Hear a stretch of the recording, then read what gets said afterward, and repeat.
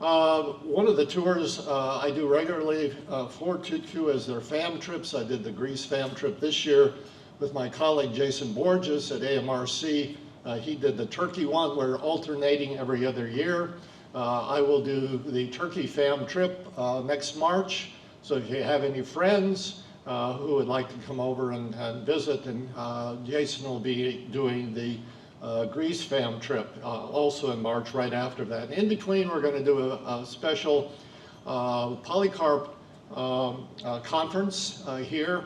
We have Paul Foster, a Polycarp scholar coming from Edinburgh, a number of presentations, and this is all, and you'll see this on Thursday as we're doing some touring for the new visitor center related to Polycarp that Tutku is sponsored up on Mount Pagos, or the Kadifakali. And so again, we thank you for Tutku's sponsorship of these important things related to early church history here in Turkey. So, and then, of course, next summer in early June, Levent has already mentioned this, we'll have our Antioch seminar, and Peter and Paul will follow the first journey and also include Cyprus on this. So it's really a wonderful itinerary, and we'll be looking at these two apostles and their interaction with this important city. So we've got here the 7 cities in the west, Antioch and Tarsus in the east, and we'll bridge those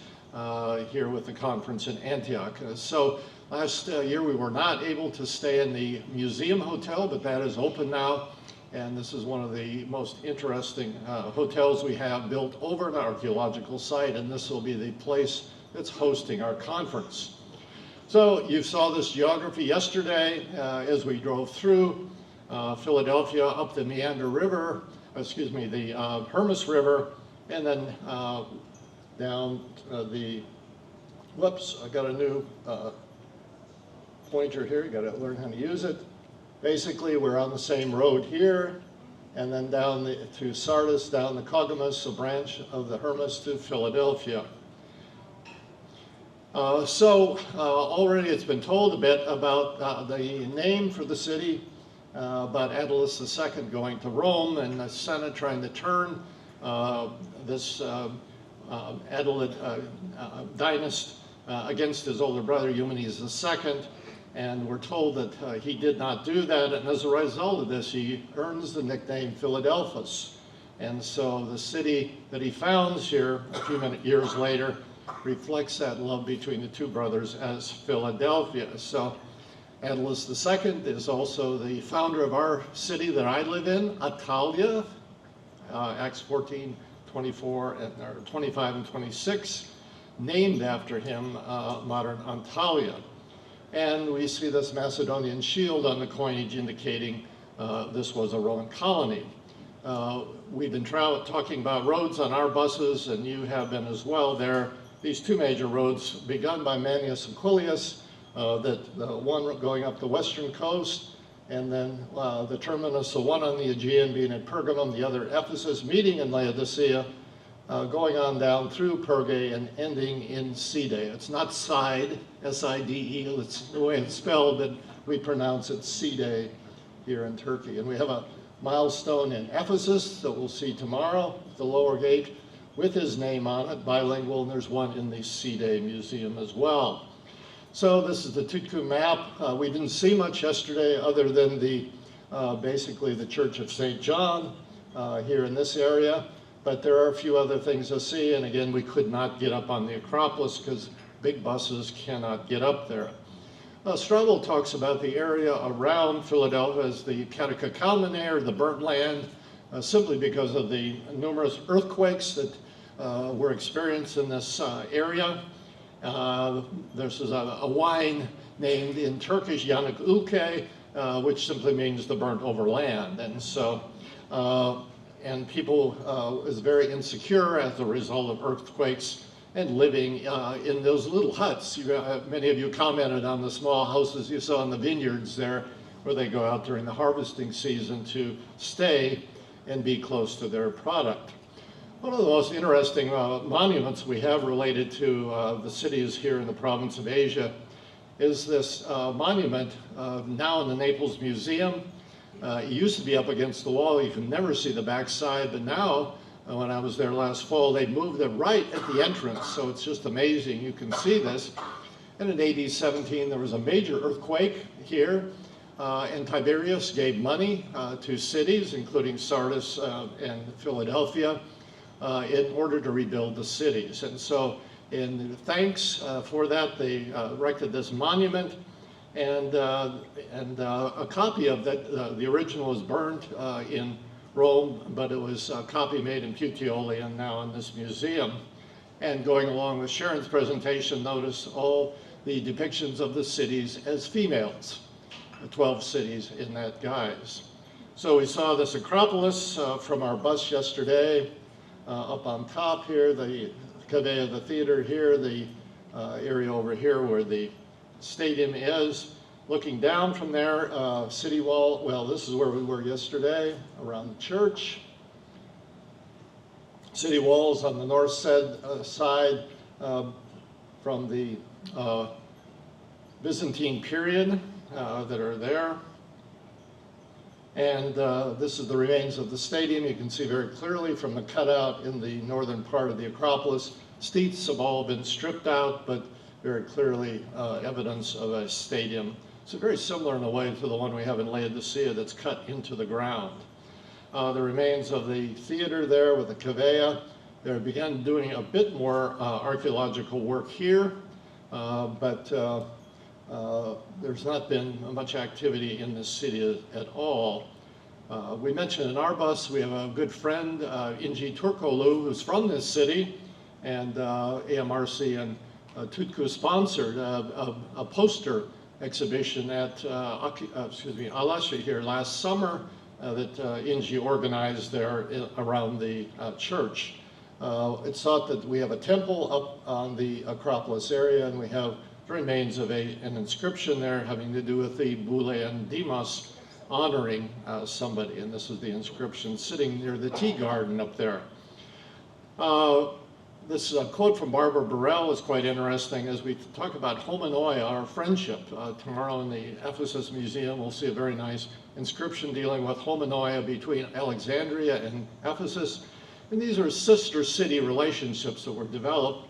And she makes the point that the newest among the 7 cities was, of course, Philadelphia. And to increase their status, if they could align themselves through one of these friendship agreements with one of the major cities, the first 3, Ephesus, Smyrna, Pergamon, this would increase their honor, they felt, and this is an example of a homonoia coin that those people in the city of Philadelphia organized here. And you can see represented very typically by the patron deities of each city here on the reverse of the coin. We do have a Jewish community that's known to have existed in Philadelphia. This goes clear back to around 210 BC, where Josephus mentions that 2,000 Jewish families were moved out of Mesopotamia. This is the area that Don was just talking about, the Seleucids being down there. Of course, after the destruction of Babylon or of Jerusalem in 586, a large group of Jews are taken now into Mesopotamia. But then some now are relocated as colonists that come back. And Josephus mentions that they come into Lydia and into Phrygia then, and they're very much prized colonists for refounding new cities in this area. So if we have 2,000 families, we could have anywhere from 6,000 or more between spouses and children coming in. And this now is the foundation of the very large Jewish community that we have in Asia Minor in the 1st century, where it's thought that we probably have 1 million Jews in Asia Minor, 800,000 to 1 million Jews at that time. And this is a table, part of a table there that is now in the Manisa Museum. And some of you who follow Turkish archaeological news, we've been waiting for years for this museum to open, and they have just reopened finally after years of renovation. Why is that significant? This is the Provincial Museum for Sardis in Philadelphia. So whether or not these things will be exhibited there, we're not sure. But hopefully the Jewish things from Philadelphia will be in this museum. And We're going to be checking it out this summer, and we'll let you know whether this is a stop for your tours in the future or if there's not much to be seen related to these. We do have an inscription that was found in the area to the Most Holy Synagogue of the Hebrews, dating from the 3rd century. So you can see a map that we know of all of the recognized Jewish communities in Asia Minor that were in existence in the 1st century. As others have stated, the various cities that are represented here among the 7, it's probably during this period when Paul is in Ephesus on the 3rd journey, where we have these statements, all the Jews and Greeks who lived in the province of Asia heard the word of the Lord. So Philadelphia probably starting at this time.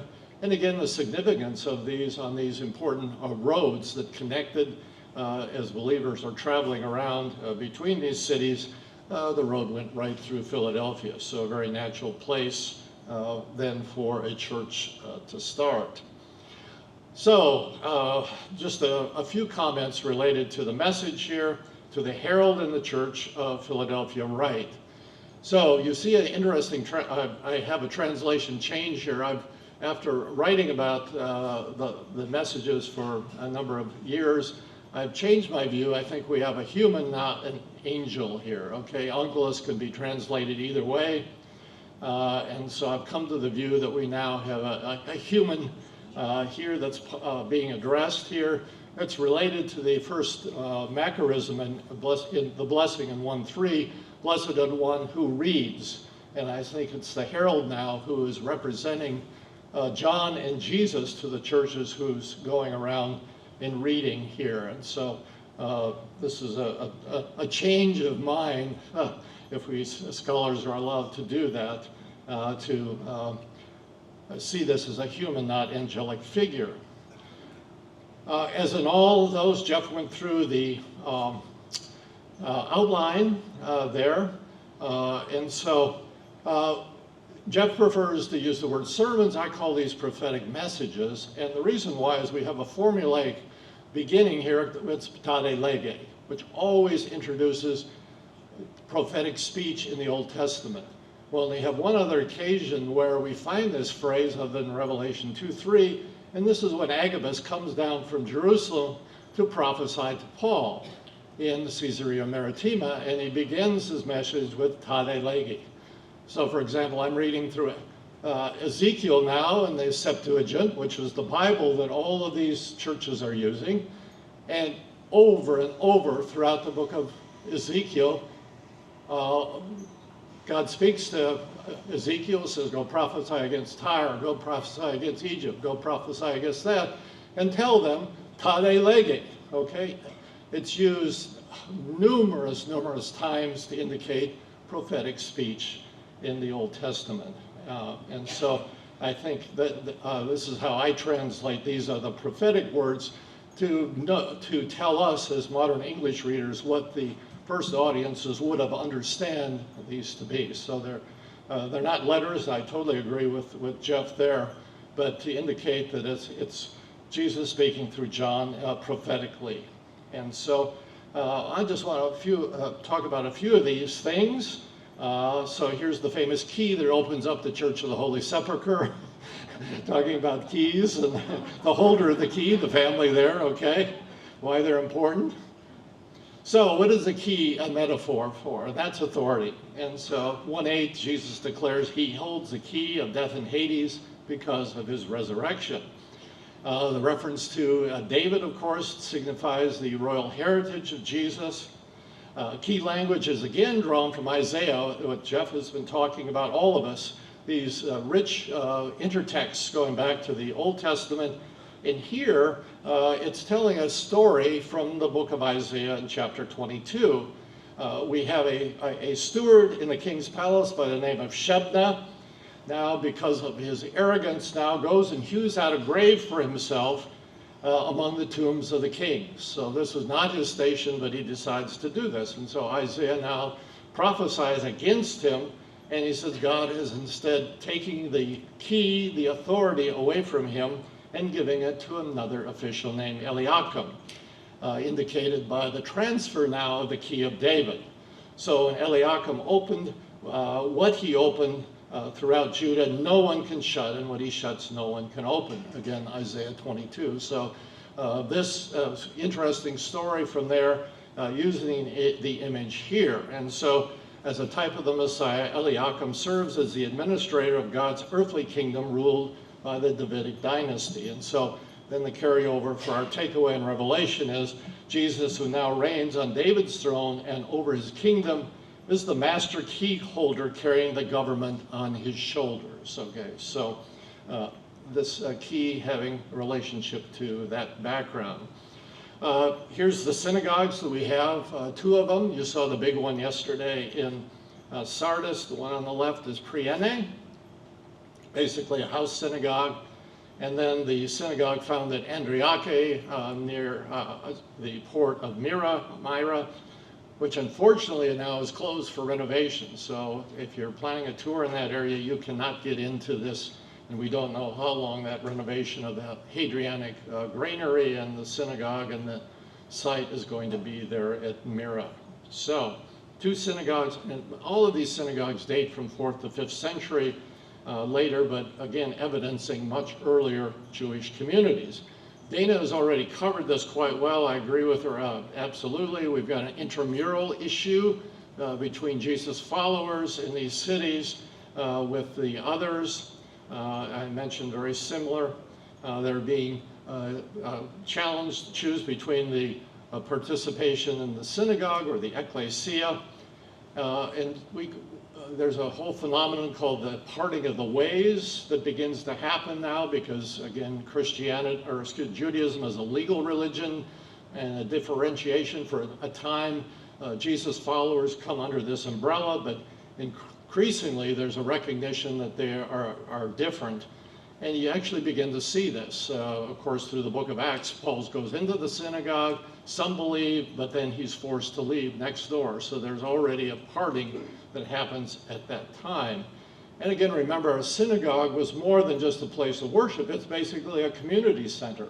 We know they had soup kitchens, they had hostels, it was a place of teaching, they had all kinds of full service type things at a synagogue. So if you're put out of the synagogue, then the doors closed to you, your social relationships and other things are ended for you. So it puts the Jewish followers of Jesus in a very precarious position of separation and removal. And so if you remember the passage in John, again, the parents of the man born blind, the Jewish leaders called them and they refused to say what happened to their son. Why?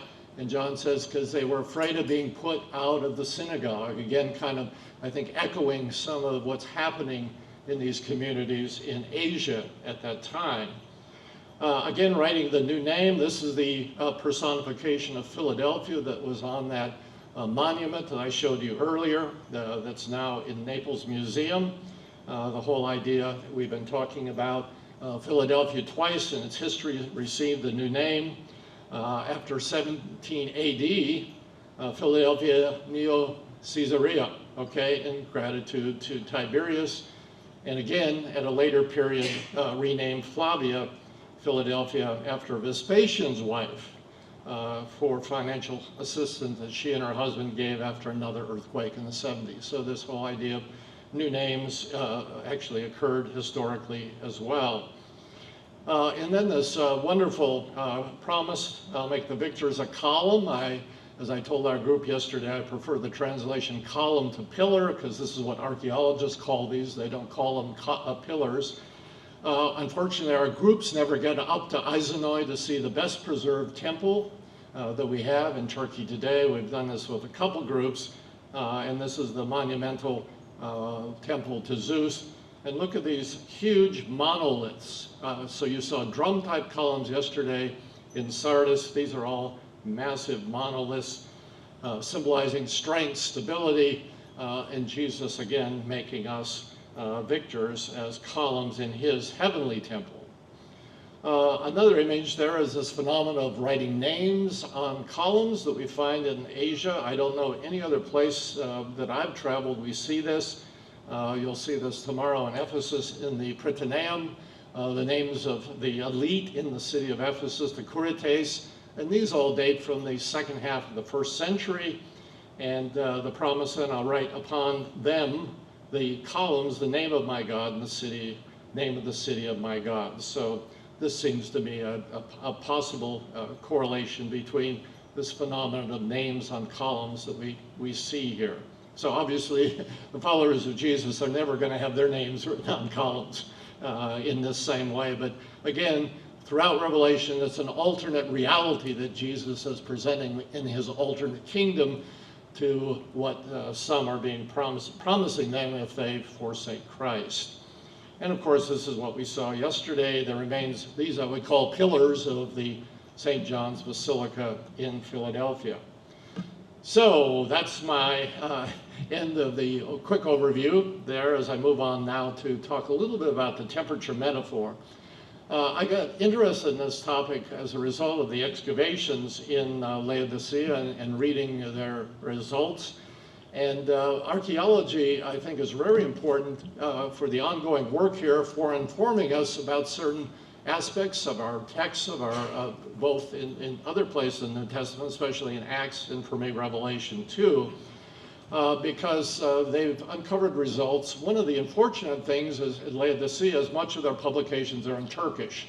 So their main guidebook is in Turkish, and so for Western scholars who are don't have the Turkish available to them, they're not able to access them. So this is a second article, a companion one to I published last year dealing with the archaeology specifically of the water system in Laodicea. This is now the new hypothesis that I've advanced based on that archaeology, okay?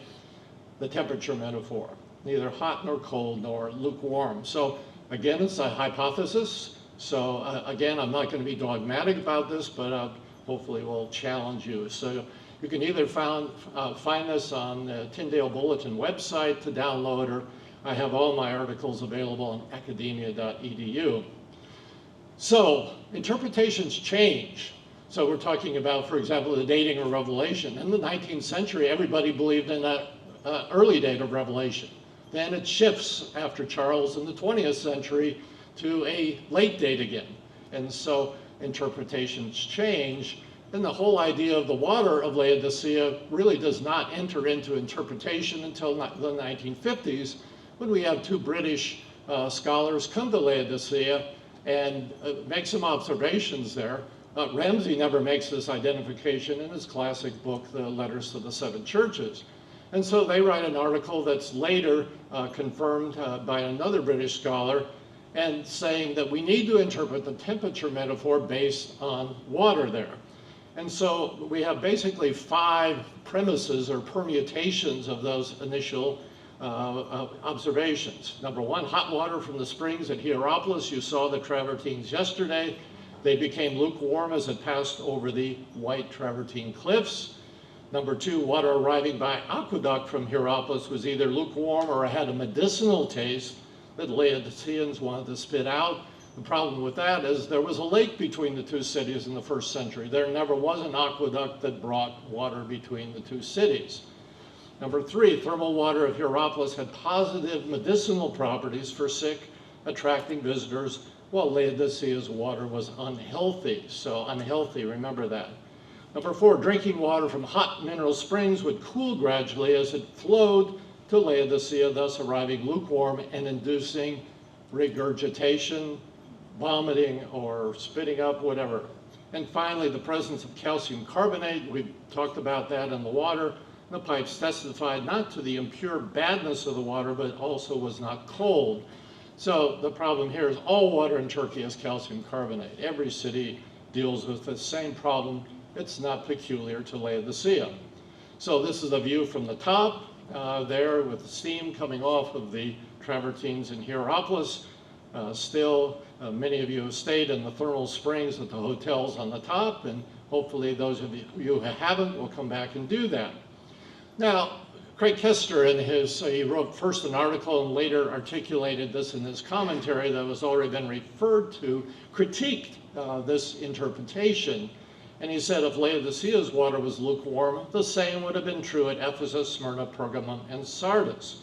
And he concludes this by saying, interpreting the temperature metaphor as Laodicea's hydrological situation is untenable. And I totally agree with him. And he said, all this attests to Revelation's imagery not being connected to the quality of local water supplies. And so in subsequent years, when he's writing this, the excavations at Laodicea had not even begun yet, okay? And, but he's just looking at comparanda, the other water supply systems at the other sites of the 7 churches. And the excavations, as I say, and surveys of the Lycus cities have proven Kester to be correct. So we have new publications on Colossae with the water, as well as an extensive one on Hierapolis as well, showing the combination of aqueduct, siphon, and castellum, or water tanks to bring water into Hierapolis as well.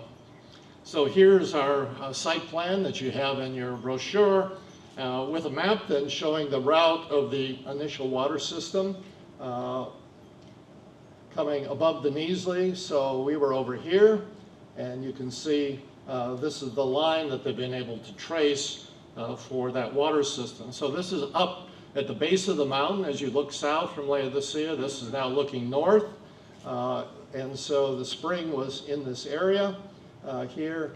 The square is where Laodicea is, with Hierapolis in the distance. So this is the source then of Laodicea's water. And it was moved from there through this terracotta pipes initially. Then it comes across an aqueduct that some of the piers are still present over the hill. In our bus, we pointed out as we went by the remains of this double siphon system that comes down the hill, goes through the valley, and comes up to the south water terminal at Laodicea. And so this has all been cut through by the highway now, and so they've kind of really destroyed this system. But this is the way it looked a couple of years before that road came through there. So this is part of the extensive water system that comes through the south water terminal, and you can see the effects of the accumulation of calcium carbonate there. These pipes here are just calcified, and they basically, once they get, they impede the flow too much, they just put another pipe in there and reroute the water. And then as we walked out of Laodicea, this water pumps water then to the middle water terminal that distributed water to the north side of the site. We went down to the restored Nymphaeum along the Cardo Maximus there, passing the entrance to the Ephesian gate, and they've done a very nice restoration. And so one of the key phrases that relate to our situation with water, the inscription says, "This most splendid city," referring to Laodicea, "brought, quote, plentiful water from very abundant sources, fulfilling the need of the city." So again, notice, quality water, plentiful, from the most high antiquity. And it's referring back to the Hellenistic foundation of the city. So nobody's going to build a city without a good water supply. This is just a fact of life of building cities in the ancient world, and they did that in Laodicea as well. So the epigraphers who have published this, Guzzi and Nocita, say the Roman magistrates points to the perennial abundance of water in Laodicea, and above all to the quality of water springs. So this is in their comment related to this. So again, water system, that interpretation, as far as I'm concerned, is out, relating temperature metaphor to water. So what do we have here in this? We have two different areas, the water tower and the central one there, and we move on. So material culture. So number one in our message, we have no mention of any liquids. For example, the New Living Translation actually translates water in their texts. It's not in the Greek, okay? So neither water nor wine is implied. That's an interpretation that Craig suggests that are in the metaphor. And as you've been hearing over and over, there's a lot of elements related to material culture. I translate lampstands as menorah. We've heard about the reefs, the synagogues, the swords, the thrones, the dining couches, the clothing, and the temples. So all of these references to material culture permeate these 7. So what civic structure could be implied here that had these 3 temperature components? So I asked myself this question, and all of our tourists who have visited with cold, lukewarm, and hot can say a Roman bathhouse, okay? So here's an example from a new volume by Eliav in his volume on Jews in the Roman bathhouse, showing the various sections. We will maybe take time to see the bathhouse in Ephesus tomorrow, because if you've been to Perge, the best one we've got is in Perge, but we're not doing that on this trip. So we'll need to go into the bathhouse in Ephesus to look at this, okay? So you have the outer room where you change your clothes, the apoditerium, then the frigidarium, the tepidarium, and then the caldarium, okay? The sections of the Roman bathhouse. Cold, lukewarm, and hot. And so bathhouses being an essential civic structure of any ancient polis, bathing was a very regular, even daily activity for both hygienic and social purposes. Bathing was affordable to all members of society, so from rich to poor, and so it was probably the most egalitarian place in one of these Greco-Roman cities. The earliest baths that we have in Anatolia have been found in Sagalassus and Miletus, and they date to the first half of the 1st century. So even though we see the bathhouses that we saw at Sardis being 2nd century, because of earthquakes, they knocked down these earlier structures, and similar, I think, with synagogues, and then they built the new ones over the top, and this is the case in Sagalassus, so especially in the Hadrianic period. We know the bathhouse in Colossae was restored after the earthquake in 60, and we have an inscription mentioning that. And so I would suggest that we do have a bathhouse in Laodicea in the late 1st century, probably under the south baths there by the south water tower. And bathhouses would have existed in the other 6 cities as well. The heyday of all of these cities is 2nd and 3rd century. So much of what we saw in Laodicea is after the time of Paul and John. These are the 4 bathhouses that have been discovered in Laodicea today. Again, this is the south bathhouse. The remains of the this is the apoditerium there, which is just above the stadium and next to the south water terminal. So providing water from there. As Jeff rightly pointed out already, the Greek word here, enao, is a much stronger word than patuo. So when Jesus spits into the dust and makes a ball for the blind man, it's the onomatopoeic word patuo there, but that's not the word here. We get our word in English, an emetic. So you take an emetic to make yourself throw up, okay? And this is what is happening here. It's a much, much stronger word here. And as we've been talking about, and Jeff's word whispers here, I think we've got a very definite one. So the background, as I've suggested, is not in eating or drinking, but of Moses warning Israel of judgment. This very strong image in Leviticus, the land will vomit them out, Israel, for their sins. And so this is the only place where this metaphor of vomiting is found. And the reason is, notice, they uncovered their nakedness. Okay, and this is a euphemism for indicating the nature of their defiling acts. This is Israel, to have sexual intercourse with that person. And so this is what the euphemism is, uncovering nakedness, is about. And this phrase is used 24 times in Leviticus, chapters 18 and 20, to describe illicit sexual activities, both within and outside the family, including incest, homosexuality, and bestiality. And so we've been seeing this consistent theme of sexual immorality in some of the other letters. Here now, through an intertext, I think the same issue is being introduced by the reference to vomiting. So obviously the land vomiting them out is a divine passive. God is really the one who's behind the land vomiting them out.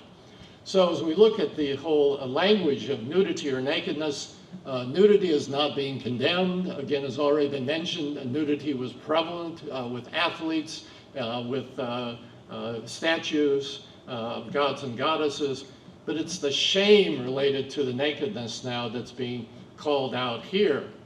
And so I mentioned some of the, where you see nakedness everywhere. It was just prevalent.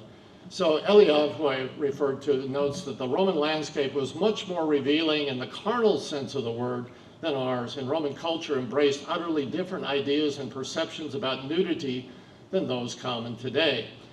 And lest you be shocked by all of this, I've talked to an Austrian pastor from Vienna who comes here quite often, and an American professor who's married to a German wife who teaches in Germany, and they go to the thermal baths in Germany and Austria, and they bathe in the nude with everybody else. This is the common cultural practice in these countries. Maybe I have to ask about Scandinavia as well, but again, different cultural mores, but nudity much more prevalent there.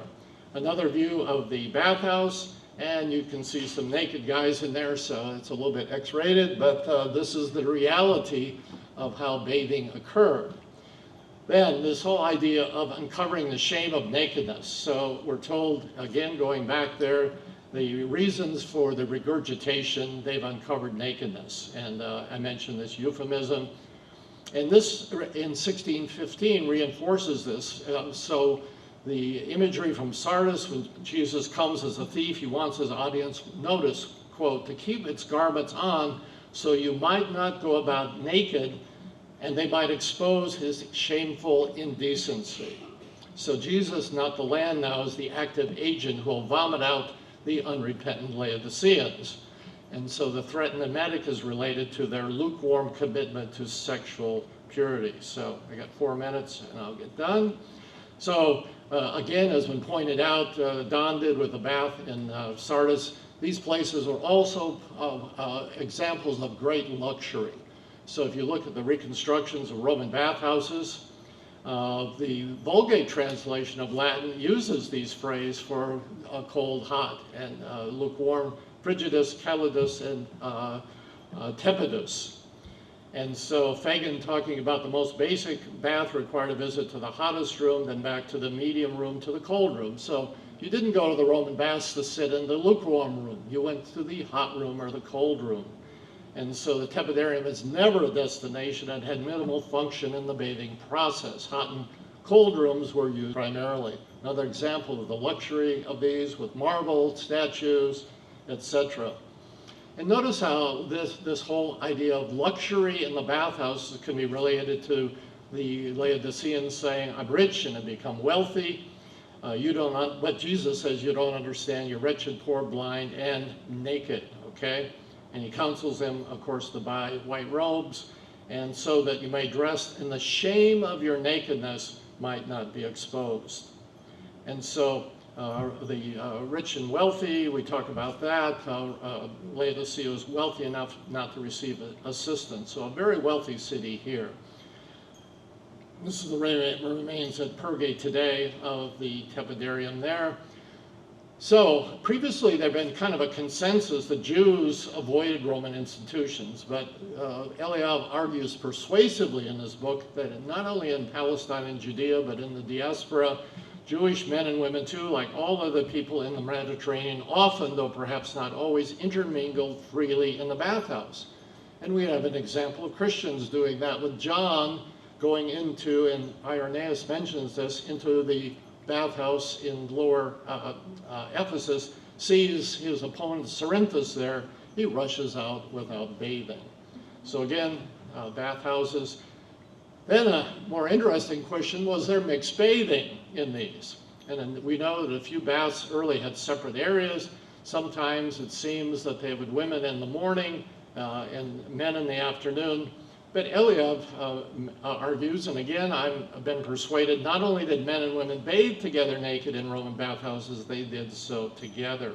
So, again, I will eat with them. The bathhouses also served a social function. After bathing, you would get invited to a dinner at somebody's house. And so bathers vied for invitations, especially to the homes of the wealthy and powerful. So you can read all these quotes in the article if you want more. I've got to get done. So reasons for the Laodiceans to repent. Were the Laodiceans enamored by the wealth and luxury of the Roman bathhouses? Were some wavering about which banquet to attend, with the bathhouse crowd or with Jesus, who's knocking and wanting them to dine with him? Were some engaging in illicit sexual activity at the baths, like the followers of Balaam and Jezebel in the guild dining settings in Pergamum and Thyatira? And was mixed bathing enticing some to flaunt their nakedness? Hence the admonition to buy white cloaks, a symbol of purity, to cover the shame of their nakedness. And of course, Paul has the same problem with the liberated women in Corinth, too, who are using what they feel is license to commit sexual immorality. So, my conclusion. Excavations have proven that the interpretation of the temperature metaphor as Laodicea's water system is incorrect. Setting the temperature metaphor in the bathhouses of Asia is consonant with the history, culture, and archaeology, and the language of Jesus' prophetic warning can be linked to activities related to the baths. So I know you've got a lot of questions. I don't have time for this, so please engage with me later. I want to turn this over to Mark to get set up and for our final presentation. So thank you very much.